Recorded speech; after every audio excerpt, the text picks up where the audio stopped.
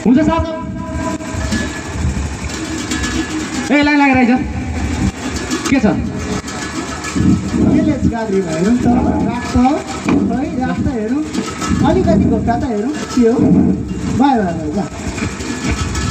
ओइ ओइ त्यसको कलर के लेख्छ खोल गम त छैन यसमा खोल त अलि मजाले खोल टाइल्स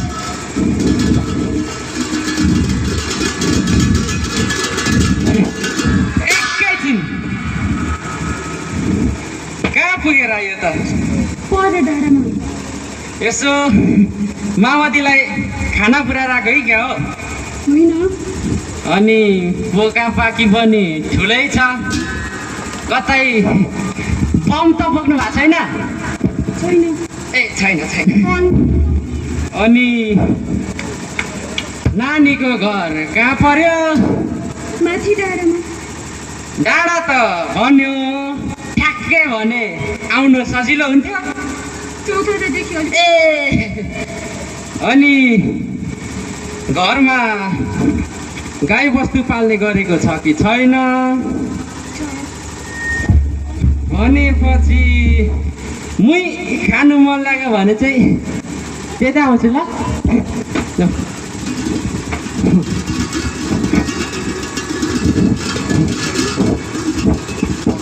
भरे आउँछु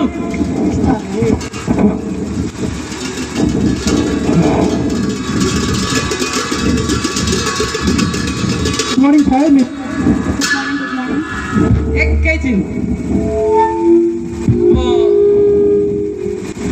तपाईँलाई त थाहा छँदैछ देशको स्थिति को आफ्नो को बिरानो कतै नहुने एकैछिन चेकिङ के भन्नुभयो चेकिङ तपाईँहरूले मलाई चिन्नु भएन क्या हो म त बाटो हिँडिरहेको छु त विद्यालयमा नानीहरूको इक्जाम चल्दैछ क्वेसन पेपर मैसँग छ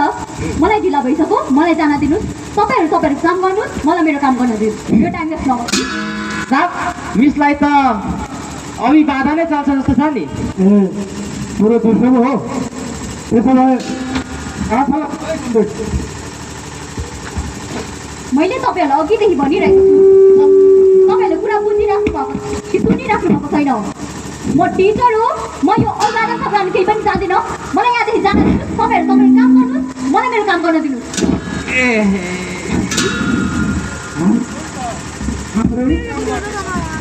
अब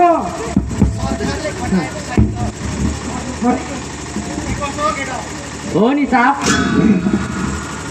मेरो छेउमा नआउनुहोस् है भनेपछि मान्छे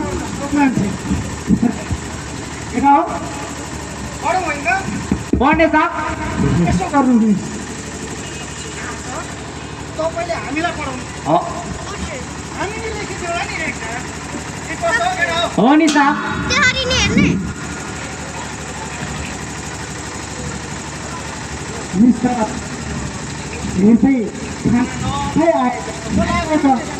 केटा हो खाना त छ नि साहब तपाईँहरूलाई थाहा छ तपाईँहरू के बोलिराख्नु भएको छ भनेर पर्दैन नि म खुवाइदिउँला नि त मेरो छेउमा नआउनुहोस् भनेको बुझिराख्नु भएको छैन तपाईँलाई थाहा पनि छ तपाईँ यो के गरिराख्नु भएको छ भनेर तपाईँहरू त यहाँ सुरक्षा कर्मी सुरक्षा गर्न बस्नुभएको मान्छेहरू मलाई यहाँ चेकिङको नाममा रोक्दै कुनै आतङ्की बनाएर अभ्यास गर्न खोज्ने नसुन्नु भनेको भनेपछि होइन कमान्डरै पर्नुभयो कि क्या हो केटा हो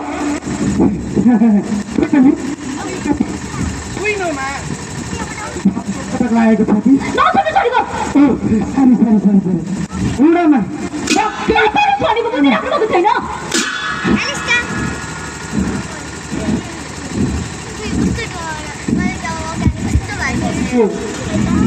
हामीले भनेको नमान्ने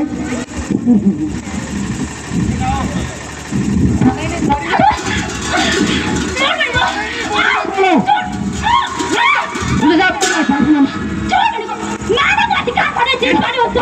यदि म यहाँले बाँचेछु भने